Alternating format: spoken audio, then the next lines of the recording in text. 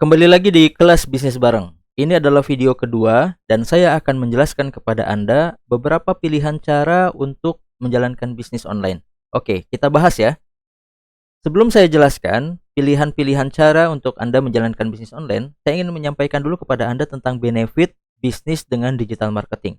Oke, yang pertama teman-teman, bagi Anda mungkin yang terbiasa menjalankan bisnis secara konvensional, ini bisa jadi pertimbangan untuk Anda.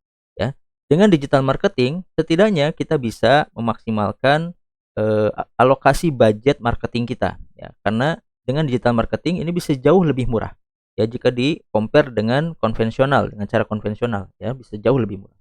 Yang kedua, bisa lebih tertarget teman-teman, ya.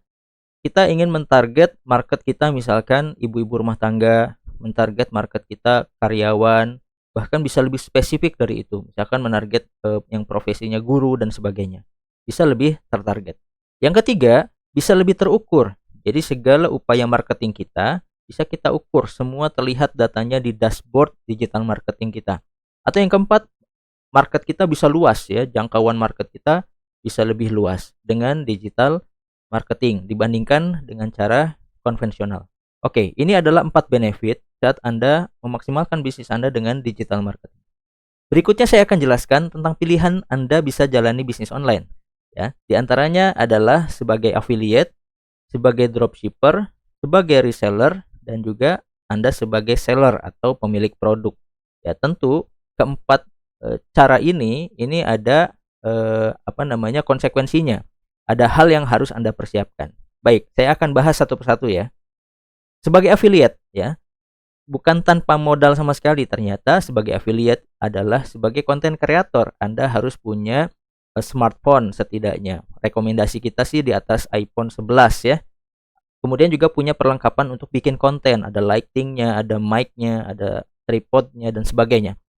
Anda sebagai affiliate akan membuat konten review produk hingga Anda harus membeli dulu sampel produknya. Berikutnya, Anda juga perlu mengalokasikan budget iklan kurang lebih 2-3 juta sebulan. Dan yang paling mahal teman-teman sebagai affiliate itu adalah Anda harus terus memikirkan ide konten setiap hari. Ini kurang lebih kalau diestimasikan modalnya kurang lebih 3-15 juta tergantung gadget yang Anda gunakan. Atau opsi yang kedua, ya, sebagai dropshipper. Apa saja yang harus Anda persiapkan sebagai dropshipper? Yang pertama, Anda harus mencari dulu mitra supplier produk yang akan Anda jual. Kemudian, buat toko online sendiri. Nah, ini bagi dropshipper Anda perlu membuat toko online sendiri ya.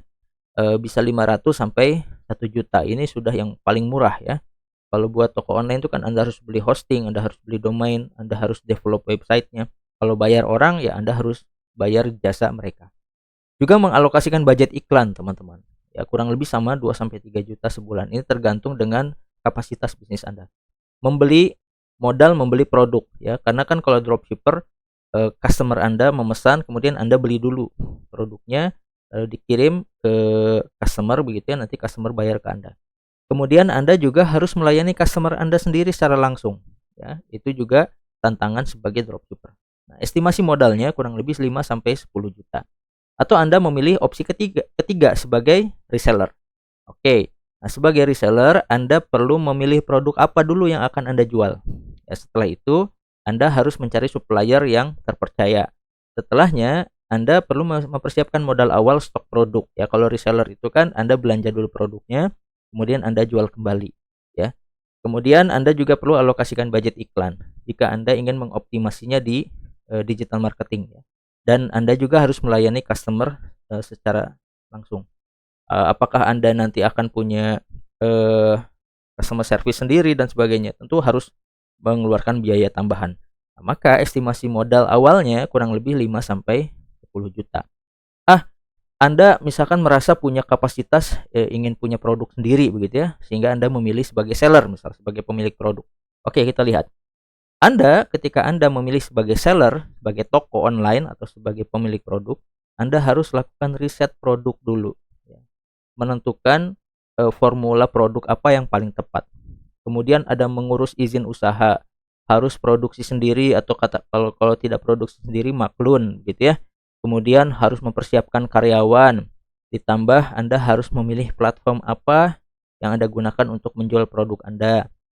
Kemudian Anda juga harus membangun strategi pemasaran. Tentu ini yang paling rumit ya. Maka pasti modalnya lebih besar.